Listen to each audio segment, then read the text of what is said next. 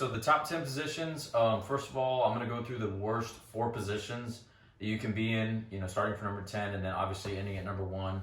The best positions, the 1 through 4 best positions you can be in. And again, these are just basic positions you should know at the very basic level. So let's get into it. Number 10, you definitely don't want to have somebody on your back. Ibjjf, they're going to score 4 points if they can throw their hooks in. They have a lot of attacks. You don't really have any sort of attacks. You got a couple attacks, but not somewhere you want to be. Definitely want to get out as quick as you can.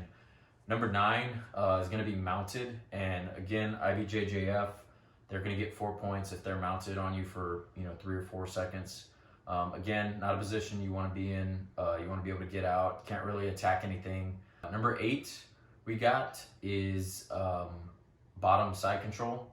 So for bottom side control, you have more attacks for sure rather than mounted or back, but it's definitely a position you want to get out of. You definitely want to have them in your guard, or you want to have top side control, but that's the 3rd worst position you want to be in. Number 7 is being in somebody's guard, and if somebody's in your guard, you can't really attack anything because you always run the risk of getting armbarred or getting swept, or you don't really have a lot of balance. First thing you're going to want to do if you're in somebody's guard is to break their guard open and then start looking to pass. So those are the top 4 positions that you don't want to be in. Those are the worst ones. If you're in one of those positions, you need to look at getting out. The next 2 we got are 5 and 6, which are kind of neutral. And this is just my opinion on these positions. It falls into half guard bottom and half guard top. So with half guard bottom, you definitely have some attacks that you have at your disposal, but and this is just my opinion, half guard top is probably where you probably want to end up more often than not. So those 2 positions fall in the neutral zone, 5 and 6. You both kind of have 50-50 on the attacks at your disposal. So, and then the last 4 positions, 1 through 4, are the best positions that are most beneficial to you and provide you the most opportunities to attack. So number 4 is obviously having somebody in your guard. You can look for sweeps, you can look for attacks. They can't really attack you. You can have your legs kind of create the distance that you want, or you definitely have a lot of options. Really, their only option is to break your guard open, and they would start looking to pass in like a open guard type situation. And then number 3, you got top side control. You got a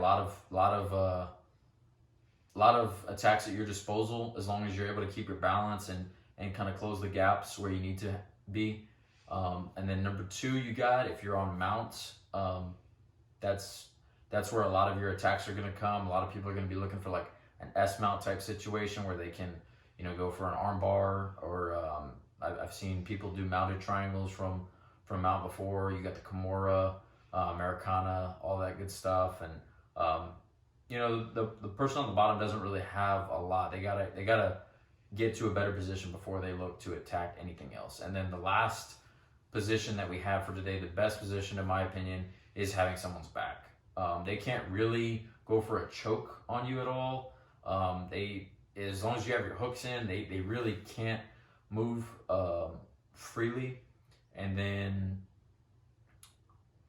you can put your figure 4 in and lock up like a body triangle, and if that's the type of style that you like playing. But you have a lot of attacks at your disposal, and it's really hard for the person whose back you have, because they're gonna have to be grip fighting the whole time and making sure you don't attack. So those are the top 10, my opinion on the most basic positions everyone should know, and kind of where they fall on the hierarchy of where you should be looking for them. So if you like this video, give it a thumbs up, subscribe, comment, share this video, and then let me know what you like, what you didn't like, and what videos you'd like to see in the future. See you next time.